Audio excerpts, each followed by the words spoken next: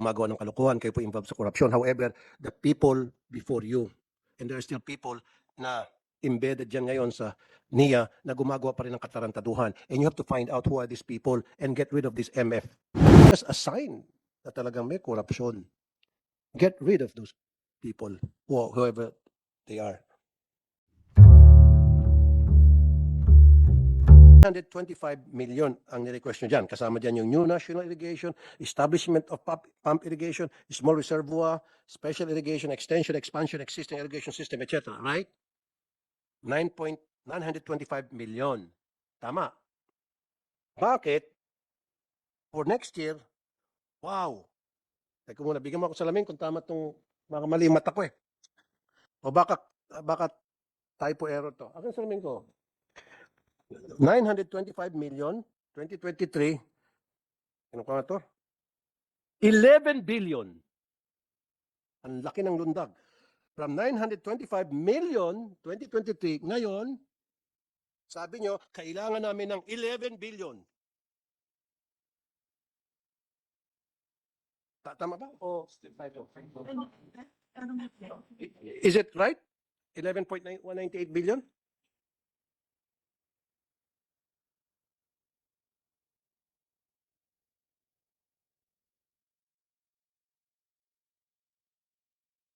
So, bakit po ang laki ng lundag? You have to justify it to us. Biglang lumundag. At ano po yung mga bagong projects na paglalanan nyo rito? Ang dami na nga po kayo mga questionable mga gawain, mga proyekto, dadagdagan nyo pang sakit ng ulo. Kami at ang taong bayan, ang kaban ng bayan lalo na. Kumbaga may sugat na nga po. As far as I'm concerned, this is my own opinion, sinugatan nyo na po yung kaban. Dahil nga po sa mga palpak na projects, questionable projects and all. Now, kumuha kayo ng kalamansi at asin at nilagyan nyo po ng yung sugat na yun. Senator Tulfo. Yes, ma'am. Kasi yung budget nila last year and this year, halos pareho. So kung lumaki to from 900 million to 11 billion, where did they get hit? That is correct. Yun po yun. You're not correcting the figures. Iba figure na nakita ko eh. So Yes, sir. you It's send not us 900 million, ma'am. It's 9 billion. From 9 billion to 11 billion, sir. 9 billion. 9 billion to 11. Yes, ma'am. Okay.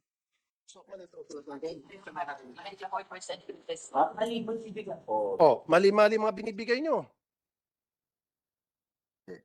Ano ba talaga, kuya?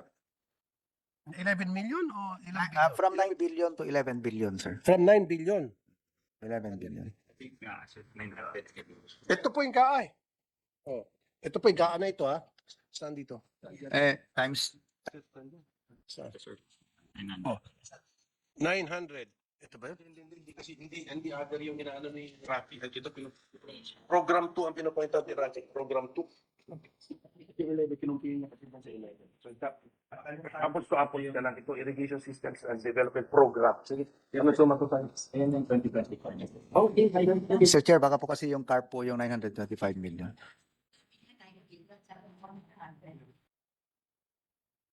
Ano ba talaga?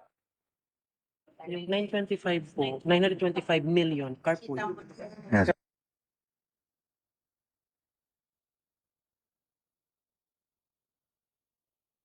Nasa GAA po ito. 925 million talaga nasa GAA. Yan po yung And CARP. then 11 nung 2023 and then lumundag sa 11 billion B for 2024. So, nagkaroon ba ng typo error sa GAA? Hindi po, sir. Yung pong 925 million, sir, is the for the Comprehensive Agrarian Reform Program. Irrigation component. Hiwalay po kasi yung CARP doon po sa, sir. Kung yung 925 million po, it's for the... Kasi nasa linya ng Irrigation Systems Development Program yung 925. Tama po, pero other irrigation systems po yun, sir. Other irrigation systems. Yes, sir. Okay. So sa Irrigation System Development Program naman for 2024, from 925, it becomes to 11. No, sir. From 9 billion to 11 billion po, sir. From 9 billion. So 9 billion. 9B, sir. 9 Okay. billion. po, sir. 9, sige. Accept ko na yan. So 9 billion on 2023. Ngayon 11. So you have to justify it to us. Bakit nagkaroon ng 3 billion na addition? Ay, sorry, 2 billion addition. Tama po, sir. Kasi mga continuing projects po ito, sir. Kaya nga po, ano-ano po yun? Bigyan Yes, po sir. kami ng listahan. Yes, sir. Will po. Nandito naman po. Kompleto naman po kami. Okay? Now, ito na lang po ang sasabihin ko sa inyo, Mr. Gillian, hanggang sa susunod natin pagkikita. I already said this before and I'm going to say it again. Linisin niyo po yung inyong ahensya. Salamat naman po nung last hearing natin, nag-admit kayo na mayroon pong korupsyon sa inyong ahensya, may pagkukulang ng inyong ahensya, then do something about that. Kasi po, ang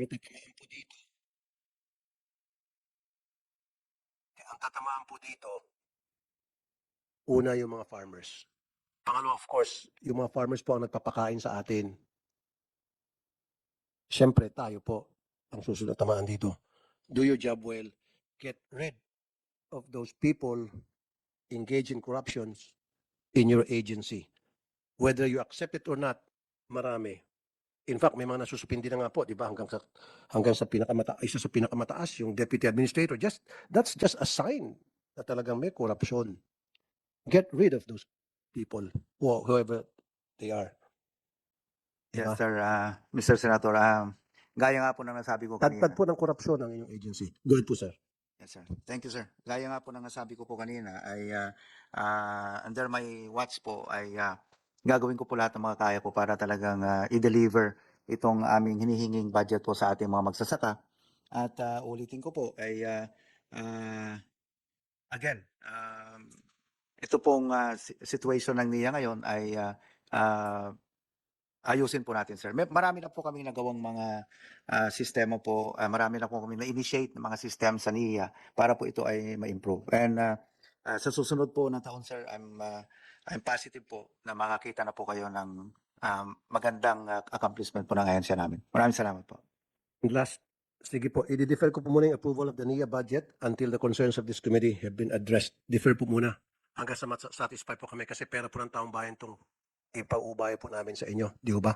It's just proper na kailangan ma-account yun na maayos at masiguro na yung perang yun pupunta ho talaga sa mga farmers, pupunta ho talaga sa napupuntahan at hindi po sa bulsa ng kung sino mga Poncio Pilato, Herodes, Barabas, Estas, dyan sa NIA. Okay, sir? Sige po, sir. And we will submit po lahat ng inyong mga requirements po para po maliwanagan po kayo rito sa Tao natin, di naman sinasabi sa atin ng totoo.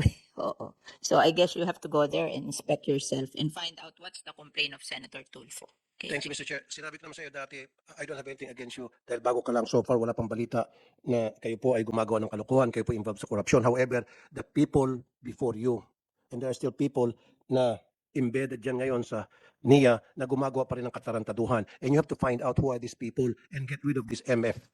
Yes, Mr. Senator. Ma'am, thank you po. And I assure you po na during my term ay talaga pong titignan kong ma-spend po na maigi itong budget natin. Ma'am, if I may lamang po, Madam Chair. Para mawala lang po sana yung notion na lahat ng budget namin ay may maintenance, overhead and operating. Kasi po yung pagkakalagay po kasi pagkakagawa po ng subsidy po, under po lahat kasi nandiyan ng MOOE, ma'am eh. Dapat po kasi kaya lahat po ng ano namin. Yung MOOE na yan, I don't like that eh. Kasi Kaya- pinasama nyo dyan yung overhead and capital expenditures. Tama. Wala yun. Kaya nga sinasabi ko Tama, sa tama. palusot niyo yung MOOE na yan eh. Ako, hindi Tama. ako believer dyan. Sinasabi ko na yan, ba't inimbento yung word na yan sa budget? Iwalay nyo yung PS nyo, personal services, yung overhead nyo, tapos yung nakapasok doon na part of your operation, ilagay nyo sa projects. Di ba? Para naiintindihan namin, huwag nyo pagsamahin. Ako, I don't believe yung item na yan sa budget. Naguguluhan ako dyan kasi pinagsasama nila yung overhead nila at saka yung part of the project cost doon para lalo tayong malito. Huwag nyo kami lituhin. Yan din po ang aking anong. Kaya pwede po bang ipa-explain natin sa DBM bakit ganito po yung Baguhin nyo yung format nyo para wala tayong DBM? Yes. baguhin nyo. Hindi Ba- naman tayo dapat susunod sa kanila. We are defending a budget. So we have to understand it. Ba't kayo susunod dyan?